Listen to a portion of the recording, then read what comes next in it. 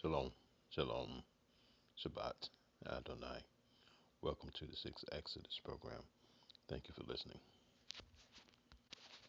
The name of the segment is Moral Fortitude. Moral fortitude is a moral character, or character is an elevation of an individual's stable moral qualities. The concept of character can apply to a variety of attributes, including the existence or the lack of virtue, including the existence of empathy, courage, fortitude, honesty, and loyalty, or of good behavior and habits. I like to say that in America, this is lacking more than anything. You know, um, watching these things and seeing how our identity had been stolen by Esau, Americans, Jewish, because they have no fortitude. They have no, they cannot be, how to say, they don't blush or they don't feel shame about lying because they don't have any fortitude. How can people lie for so many years about a person's identity and their heritage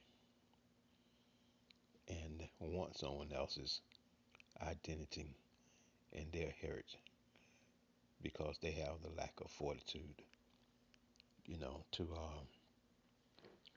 to keep God's law? You have to be disciplined. You must be disciplined. But to take another man's fortitude and say, this is my fortitude, that's even worse. And then to say, I'm not lying, I'm a Hebrew, and you know you're not. But yet, because of no fortitude, what can you say? It takes discipline instead of killing people to be able to be honed and to love. Dr. Martin Luther King and our ancestors, black people, which are Hebrew, has an excellent example of moral fortitude and virtue and character that white people continue to lie and say, I have it, I have, even lie about their leaders and make them up as if they actually existed. To take another man's race and say that person's race, they have moral fortitude, but we like it, but it's not us. So let's say it's us. It takes a lot to admit you're wrong and to steal another man's heritage and their laws and their principles and their God. You know, for many years, I too was like my brother, didn't know we was Hebrew. I believed the white man that said that we was from Africa until the Most High woke me up and told me that I'm a Hebrew and to keep His laws. And it's been a lot of revelations, and they continue to come. Micah chapter 2, verse 1, it says to our adversary, woe unto them that devises iniquity and work evil upon their beds. When the morning is light, they practice it because it is in their power of their hand, and they covet fields and take them by violence, and houses and take them away. So they oppress a man and his house, even a man and his heritage. Therefore, thus says the Lord, behold, against this family do I devise an evil, from which ye shall not remove your necks, neither shall ye go haughtily, for this time is evil. In that day shall one take up a parable against you, and lament with a doleful lamentation, and say, we are utterly spoiled. He has changed the portion of my people. You know who that sound? You know who that is? That's Esau. Okay, who is Esau?